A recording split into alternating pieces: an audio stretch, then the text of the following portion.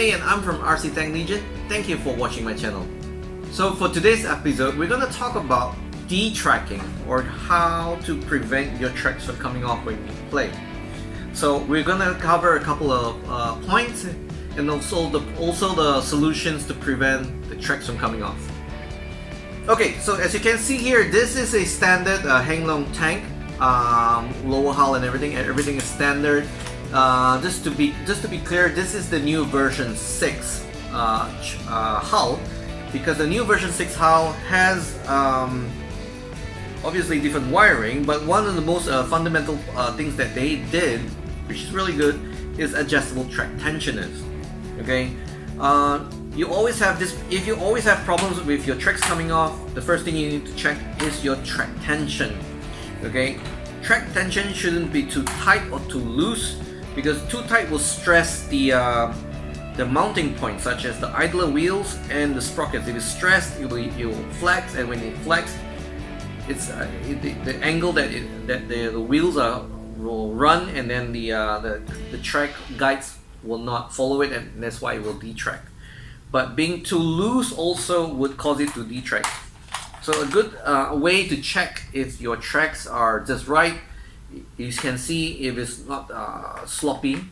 This is adjusted at the factory by Henglong. So when you make sure the wheels are fully sprung, front and back, not the middle ones, the front and back, and then the running on the track guides over here, it shouldn't be too loose. Okay, I will cover 2 points: rear drive sprockets and front drive sprockets, such as the King Tiger or Tiger 1 and like German tanks such as the Panzer 3 and 4. I'll get to that in a minute. Let's talk about rear drive sprocket versions like the all modern battle tanks. Okay, as I explained it shouldn't be too loose and it shouldn't be too tight. Okay, too loose, this will have a lot of slop. It will drool down like that. Okay, if it's draping like that, it means it's too loose.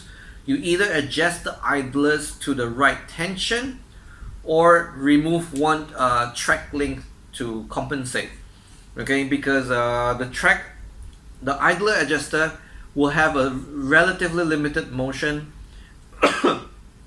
kind of like a half link amount of adjustment.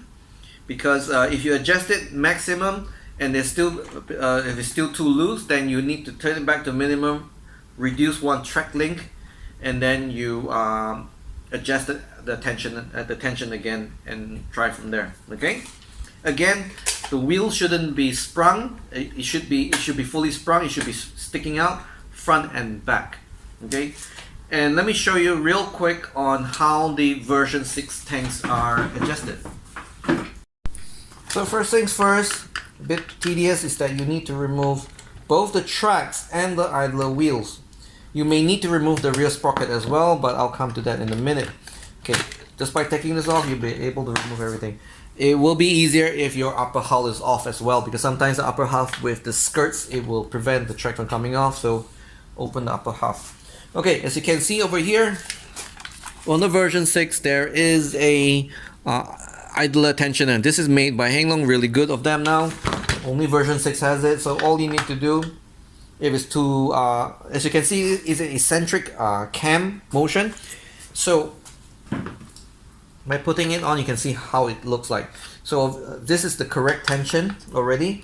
So what you need to do to adjust it, if you need to adjust it too tight or too loose, you need to loosen the screw, and then let me remove it all the way, then you can see how it looks like inside.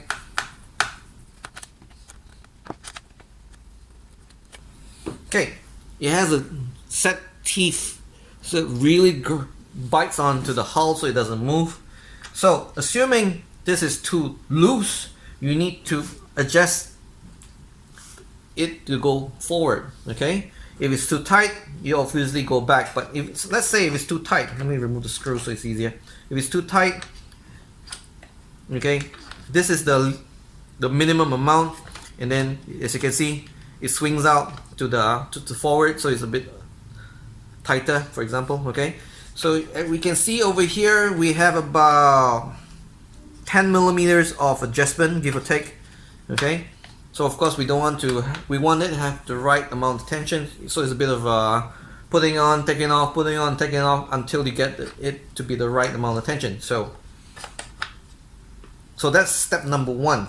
Okay, you need to get it right, but not too tight. So this is the one with the new Henglong Hull version 6 that has the adjustable tensioners, which this is great. So previously we don't have this, so we even have we sell the tensioners, so you can adjust the tension as you go. Okay, if it's too loose, you need to remove one link, and to remove the link you need to use something like a pin. Pins have a knurled side and a smooth side. The knurled side will be bigger, so it might not come out that easily.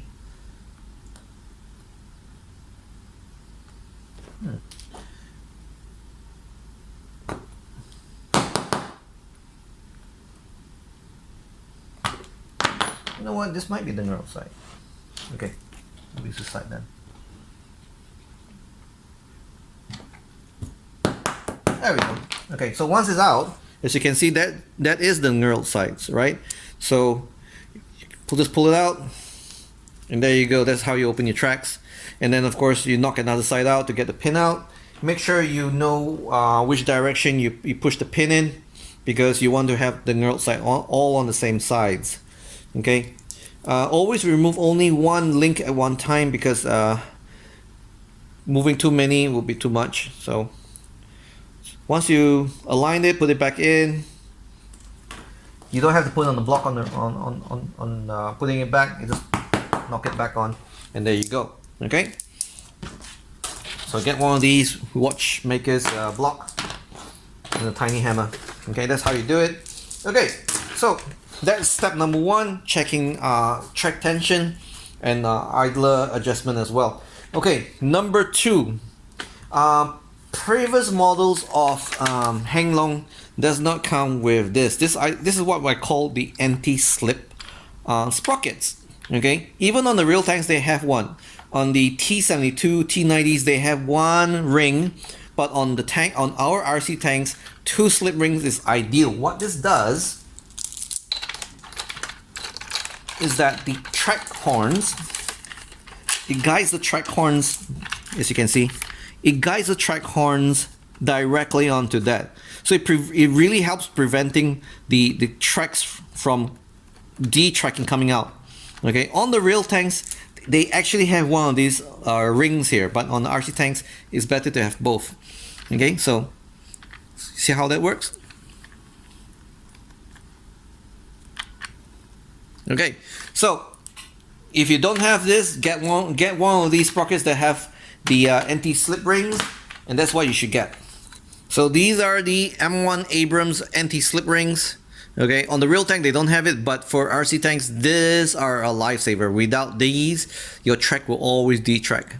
Okay, available from our website. We have it for the Challenger 2, M1, T90. Yeah, these few tanks. Number 3, what you should get is the DAS. This is called the drive axle support. What this does is prevent the drive shaft from wobbling like that, from stresses that's pulling, the track is pulling, you prevent it from doing that. So if I were to take it out, let me show you. Okay, this is without, and you can see the drive shaft over here. See how much it wobbles. Okay, this is without, with barely any force, and you can see how much it wobbles already. Imagine it's multiplied by the weight of the metal track, pulling on it, stressing it out, making the sprocket out of alignment. Recipe for disaster. Recipe for disaster. The track will come off.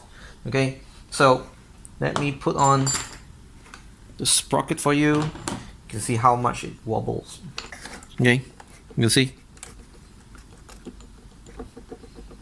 This is how much it wobbles, and see, once it's pulled this way, the alignment is off and the track will detrack, right? So once you have the DAS, this is available from our web store. This is a RC Tank Legion original design. Okay, all you need to do is press it in. It's a press fit for the 5.3, the 6.0. You can either opt to get one of these machine aluminum ones, or you just get the bearings. Once you put it in, press fit.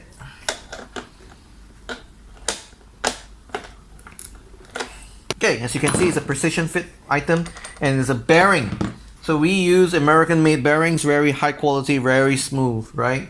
Okay, now let me show you with the sprocket. See how much it wobbles, or rather how much it doesn't wobble. Okay.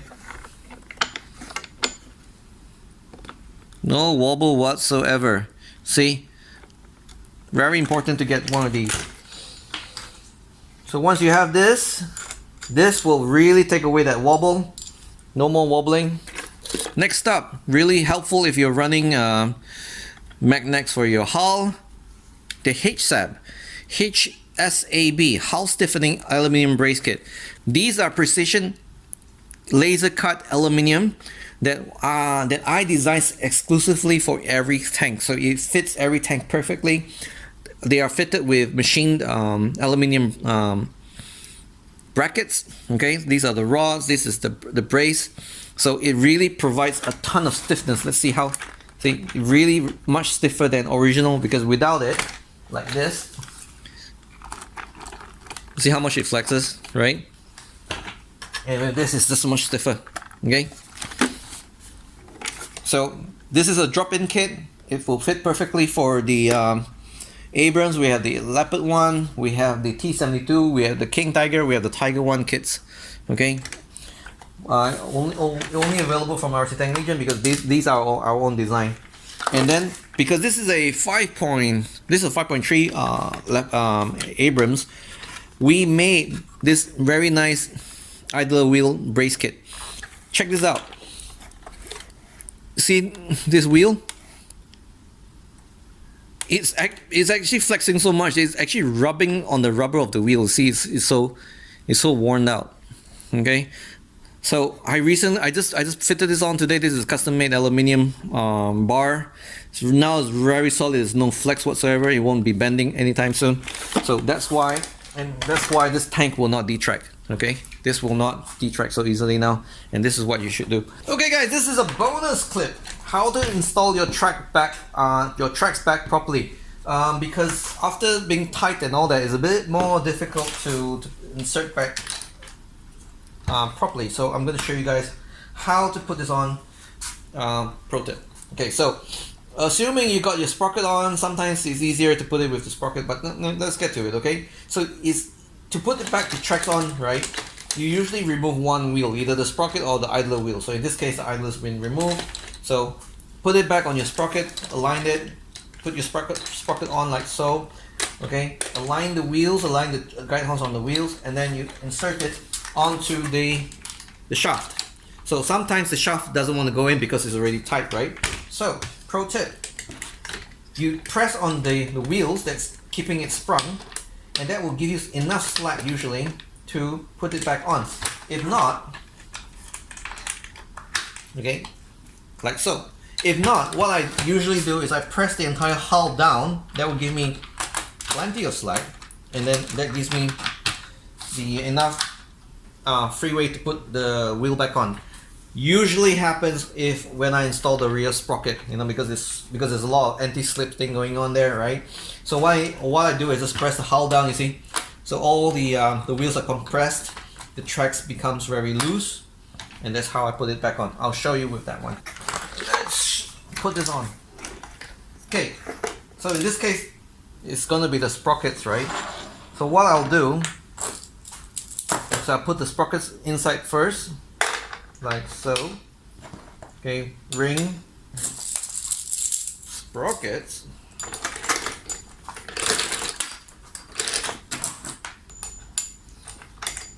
So I'm gonna put the sprockets, ring. I'll run the idler wheel, idlers first, then pull it back, and then I'll pull it. As you can see, I'm gonna struggle because it's just nice and tight. Okay. And then maybe press on the wheel so you will loosen up enough for me to slide it in. There we go. There, like so. Okay. So if it's struggling, just press on the wheel to loosen up enough that it will go in.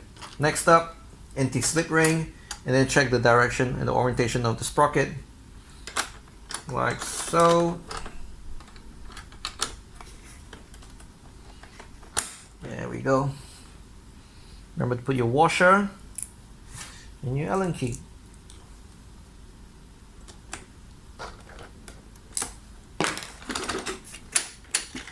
And that's how you put on tracks.